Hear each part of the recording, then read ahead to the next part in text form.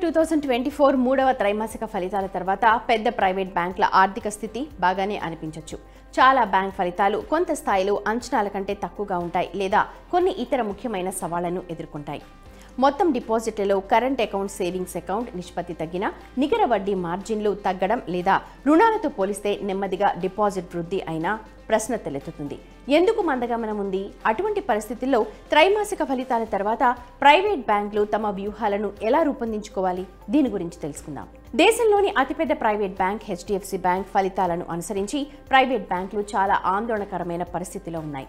Private బ్యాంకులలో లాభాల పెరుగుదల ఉంటుంది, కానీ నికర వడ్డీ ఆదాయం వృద్ధి మందగిస్తోంది.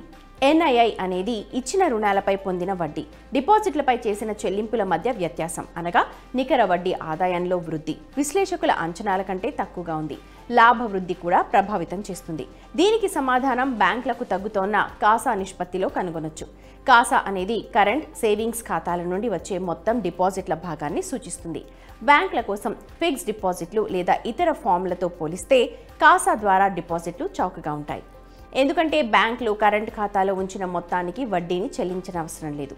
పొదుపు ఖాతాలలో ఉన్న మొత్తాలపై తక్కువ వడ్డీని అందిస్తాయి. అందువల్ల మెరుగైన రాబడిని సాధించడానికి ఫిక్స్డ్ డిపాజిట్లు లేదా ఇతర పెట్టుబడి మార్గాలలో డబ్బుని పెట్టుబడి పెట్టాలని ఆర్థిక సలహాదారులు సిఫార్సు చేస్తారు. ద్రవ్యోల్బణం కారణంగా పెరుగుతోన్న ఖర్చులు, రుణాలపై అధిక వడ్డీ కారణంగా స్టాక్ మార్కెట్లో పెట్టుబడి పెట్టడం పట్ల పెరుగుతోన్న మొగ్గు, ఈఎంఐ భారం కారణంగా పొదుపు ఖాతాలలో ఉంచిన మొత్తంలో తగ్గుదల ఉంది. అయినప్పటికీ అధిక వడ్డీ రేట్లు ఉన్న బ్యాంకులు రుణ పోర్ట్ఫోలియోలో మంచి వృద్ధిని సాధిస్తున్నాయి.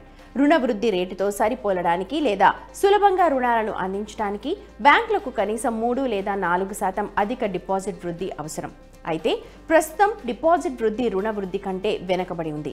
అందుకే ఆర్బీఐ రెపో రేట్లను 5 సార్లు స్థిరంగా ఉంచినా బ్యాంకులు తమ డిపాజిట్ రేట్లను పెంచుతున్నాయి. ఇతర బ్యాంకుల నుండి కూడా తీవ్రమైన పోటీ ఉంది. వారు అధిక రేట్ల వద్ద డిపాజిట్లను పొందుతున్నందున బ్యాంకులు వాటి నికర వడ్డీ మార్జిన్లపై ఒత్తిడిని ఎదుర్కొంటున్నాయి. దీంతో మార్కెట్ ఆందోళన చెందుతోంది. మూడవ త్రైమాసికంలో ఐసిఐసిఐ బ్యాంక్ నికర వడ్డీ మార్జిన్లో సుమారు 0.10% తగ్గింపు. గత 2 త్రైమాసికాలుగా ఈ ట్రెండ్ కొనసాగుతోంది. ఇప్పుడు లాభం వృద్ధి ఎందుకు మందగించిందో అర్థం చేసుకుందాం. అధిక వడ్డీ రేట్ల కారణంగా కొత్త నాన్ పర్ఫార్మింగ్ అసెట్ ఉండొచ్చు. సాంకేతిక పరిభాషలో వీటిని సిప్లెజ్ అని పిలుస్తారు.